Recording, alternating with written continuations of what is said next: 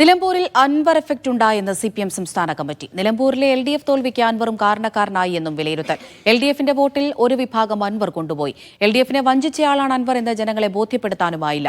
UDF negative വോട്ടും അൻവറിലേക്ക് പോയി എന്നും സംസ്ഥാന കമ്മിറ്റി വിലയിരുത്തൽ. അതേസമയം CPMന്റെ സംസ്ഥാന കമ്മിറ്റി യോഗം ഇന്ന് സമാപിക്കും. സേഫ് സൈൻ ലാബ്ദീൻ വിവരങ്ങൾ നൽകും. സേഫ്, നിലമ്പൂർ ഉപതെരഞ്ഞെടുപ്പിലെ തോൽവി എങ്ങനെയാണ് വിലയിരുത്തുന്നത്?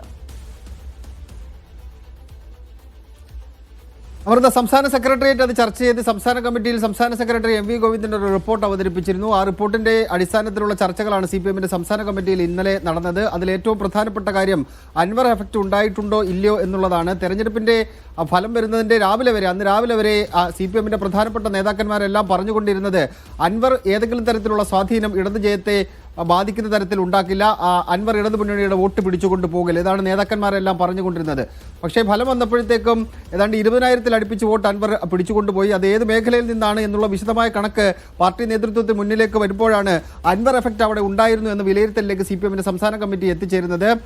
അൻവർ ഇടതുമുന്നണിയെ വഞ്ചിച്ചു പോയ ആളാണ് എന്ന പ്രതീതി മണ്ഡലത്തിൽ ഉണ്ടാക്കിയെടുക്കാൻ കഴിഞ്ഞില്ല. മുഖ്യമന്ത്രി ചില പ്രസംഗങ്ങളിൽ അത് പറഞ്ഞു എന്നതിനപ്പുറത്തേക്ക് വീടാന്തരം കയറിയുള്ള പ്രചരണങ്ങളിൽ ഇത് വലിയ വിഷയമാക്കി മാറ്റാൻ വേണ്ടി ഇടത് പ്രവർത്തകർക്ക് കഴിഞ്ഞില്ല എന്നുള്ളതാണ് സ്വയം വിമർശനപരമായി CPMന്റെ സംസ്ഥാന കമ്മിറ്റിയിൽ ഉണ്ടായ ഒരു കാര്യം. അതിനൊപ്പം തന്നെ ഇടതുമുന്നണി വോട്ട് പ്രതീക്ഷിച്ച ചില സ്ഥലങ്ങളുണ്ട്.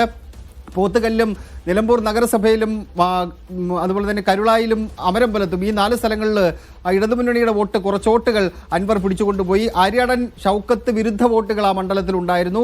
അത് ഏകീകരിക്കാൻ വേണ്ടിയുള്ള ശ്രമം നടത്തിയെങ്കിൽ അൻവറിലേക്കാണ് ആ വോട്ട് പോയത്. പിന്നീട് UDFൽ ചില പടലപ്പിണക്കങ്ങൾ ഉണ്ടായിരുന്നു. അത് ഉപയോഗപ്പെടുത്താനുള്ള ശ്രമങ്ങളും നടത്തി. പക്ഷേ ആ വോട്ട് അൻവറിലേക്ക് പോയി. അങ്ങനെ അൻവർ ഇടതുമുന്നണിക്ക് കിട്ടേണ്ടിയിരുന്ന വോട്ട് അൻവറിലേക്ക് പോയ പശ്ചാത്തലത്തിലാണ് അവിടെ തോൽവി ഉണ്ടായത് എന്ന വിലയിരുത്തലിലേക്കാണ് CPMന്റെ സംസ്ഥാന കമ്മിറ്റി എത്തിച്ചേർന്നിരിക്കുന്നത്. സംസ്ഥാന കമ്മിറ്റി ഇപ്പോൾ പുരോഗമിച്ചുകൊണ്ടിരിക്കുകയാണ്. അല്പസമയത്തിനകം തന്നെ അത് അവസാനിക്കും. ഇന്നലെ ചേർന്ന യോഗത്തിൽ സംസ്ഥാന സെക്രട്ടറി MV ഗോവിന്ദനെതിരെ രൂക്ഷമായ വിമർശനങ്ങൾ ഉണ്ടായിരുന്നു.